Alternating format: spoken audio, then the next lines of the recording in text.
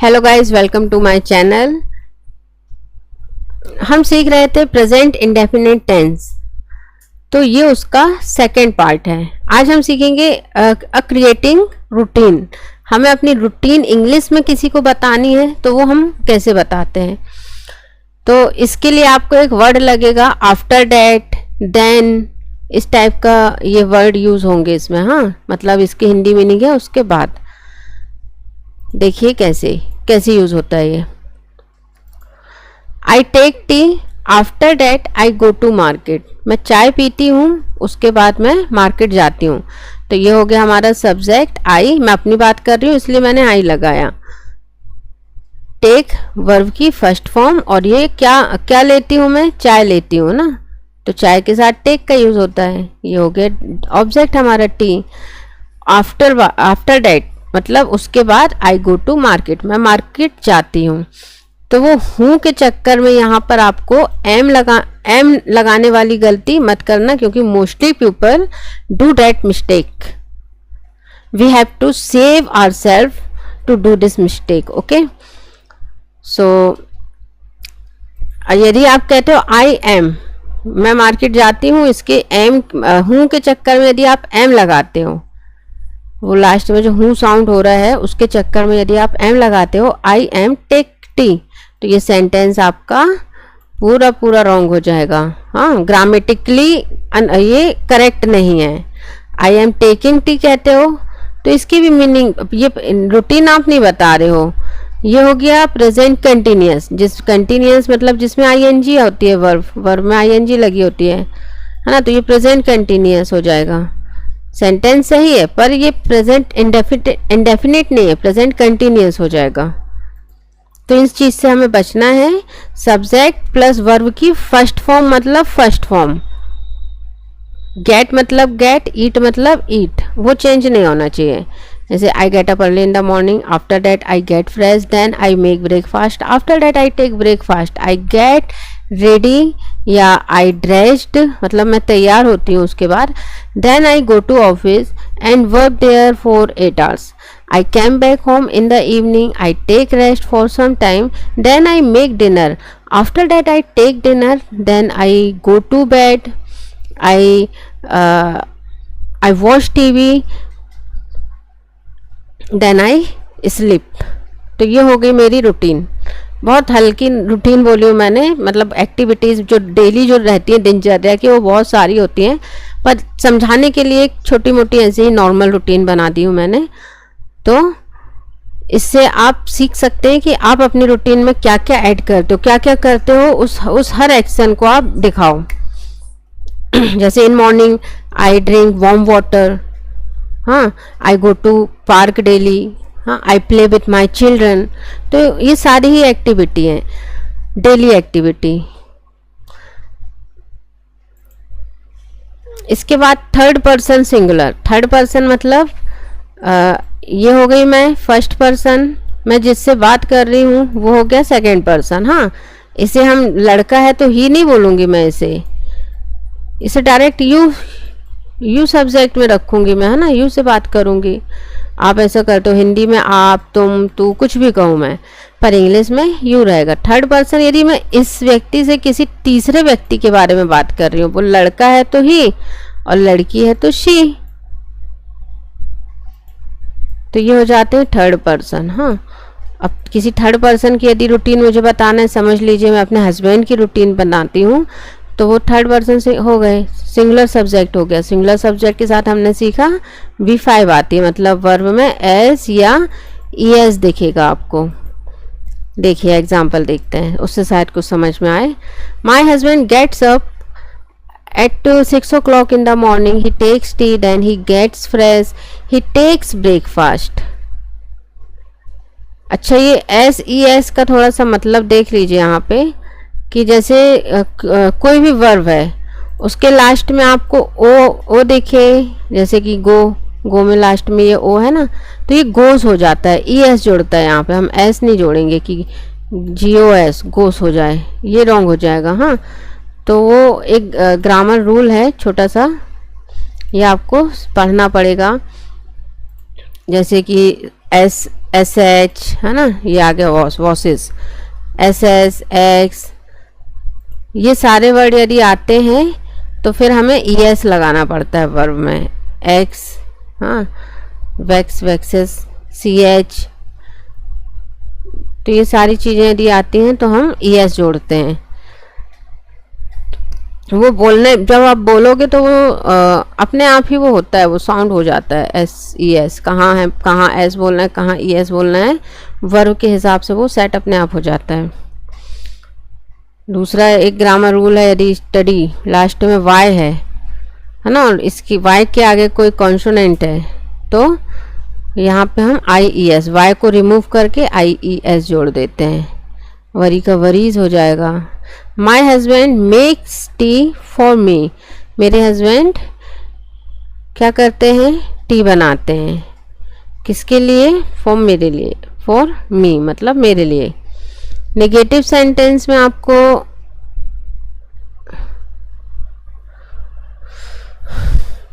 तो ये सारी हस्बैंड की रूटीन हो जाएगी। थर्ड पर्सन आप अपने भाई की रूटीन बताओ कि my brother's name is Ravi, he gets up early in the morning, then he drinks warm water, he asks to mom to make tea, and after taking bath he comes out and he takes dinner, he drinks tea, then he gets ready and he takes out his bike, he takes out his bike and he goes to his college where he studies, he meets friend, he talks with his friends, and he comes around 2 o'clock. After it he takes lunch and then he takes siesta मतलब छोटी नींद, दिन की, दिन में थोड़ा सा जो सो जाते हैं ना उसे हम siesta कहते हैं। After it he gets up 5 o'clock and he goes to out, वो बाहर चला जाता है। तो इस तरीके से उसकी रूटीन बता दी मैंने। प्रैक्टिस करना है तो हर फैमिली में जितने भी लोग हैं सबकी रूटीन बोलिए आप, थर्ड पर्सन के साथ आपको एस ई एस वर्ब जोड़ना है। ये एकदम प्लान पॉजिटिव सेंटेंस है। हाँ, इसके बाद हम नेगेटिव सेंटेंस देखेंगे। तो नेगेटिव सेंटेंस में कुछ नहीं, वर्ब लग जाती है, सिंगुलर सब्जेक्ट है तो डू लगे, जैसे सिंगुलर सब्जेक्ट है कौन से, ये थर्ड पर्सन, इनके साथ डज लगती है, और जो प्लूरल सब्जेक्ट होते हैं इनके साथ आपको डू हेल्पिंग वर्ब लगानी रहती है। ये पॉजिटिव सेंटेंस में नहीं दिखती है, पर जैसे ही नेगेटिव सेंटेंस आप बनाओगे तो ये समझ लो एकदम से प्रकट हो जाएंगी, डू और डज। तो ध्यान रखना है सिंगुलर सब्जेक्ट मतलब डज और प्लूरल सब्जेक्ट के साथ डू यूज़ करना है। तो आई do not drink tea, I do not take tea, I do not go out, I do not go park, I do not fight with my brother, I don't fight with my sister। अच्छा, ये do not को यदि हम short form बनाएं तो don't हो जाता है ना, ये है don't बोलते हैं इसे हम। और एक नियम है कि do सेंटेंस में यदि डू है हेल्पिंग वर्ब, डू, डज या डिड, तो इनके साथ वर्ब की फिर बेस फॉर्म जुड़ती है। बेस फॉर्म मतलब ईट है तो ईट ही लिखना है, हाँ, टेक है तो टेक ही रहेगा, चेंज नहीं होगी वर्ब। यदि ये तीनों में से कुछ भी एक आ जाता है तो हेल्पिंग वर्ब में डू, डज या डिड, तो इस बात का ध्यान रखना है। I don't drink alcohol, I don't like her, I don't talk to her। हाँ, you don't like me, you के साथ you don't like me, they don't like you, they don't talk with you, they don't talk to me, सारी ये plural subject हो गए, इनके साथ don't लगेगा। थर्ड पर्सन सिंगुलर जैसे कि he doesn't like me, she doesn't like me, she doesn't talk to me, कोई लड़की है वो मुझसे बात नहीं करती, तो ये रूटीन है, उसकी आदत है, एक्टिविटी है, ये सब कुछ प्रेजेंट इंडेफिनिट में है। positive sentence in present indefinite. I go to market.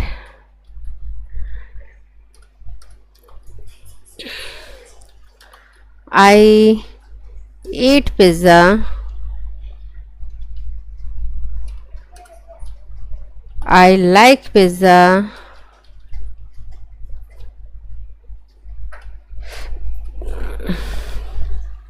Third person. She likes pizza.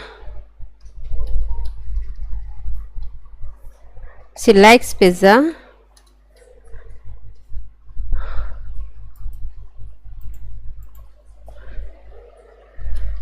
She goes to market.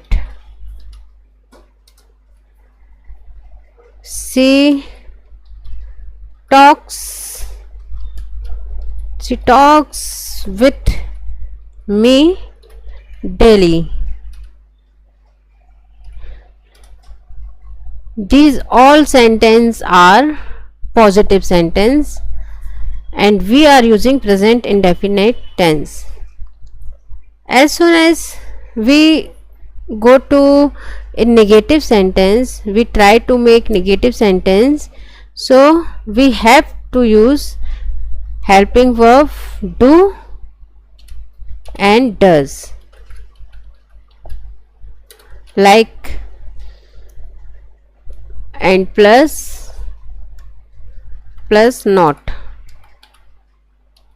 The short form don't and does with singular subject doesn't and plural subject don't. So I don't like you.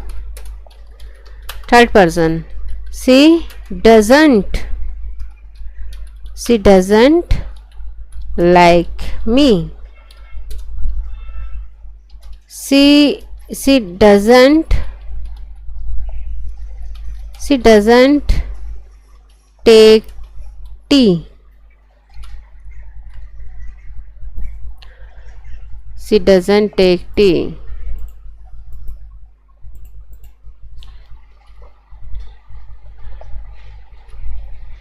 He calls me daily. He calls me daily.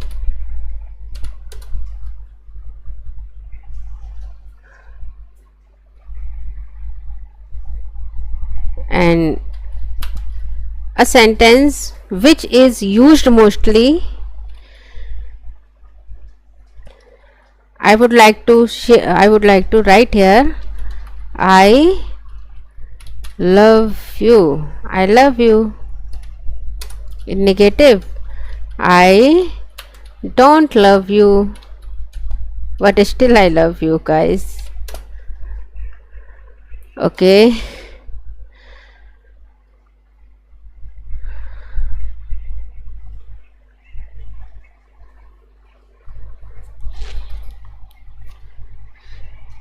सी वह मुझसे प्यार नहीं करती. She does not love me. वह मुझसे बात नहीं करती. She does not talk to me. वो मेरे घर नहीं आती. वो मेरे घर नहीं आती. She does not come my home. मैं उसके घर नहीं जाती. I don't या I do not go to her home. I make tea. She takes tea. We can say she has tea.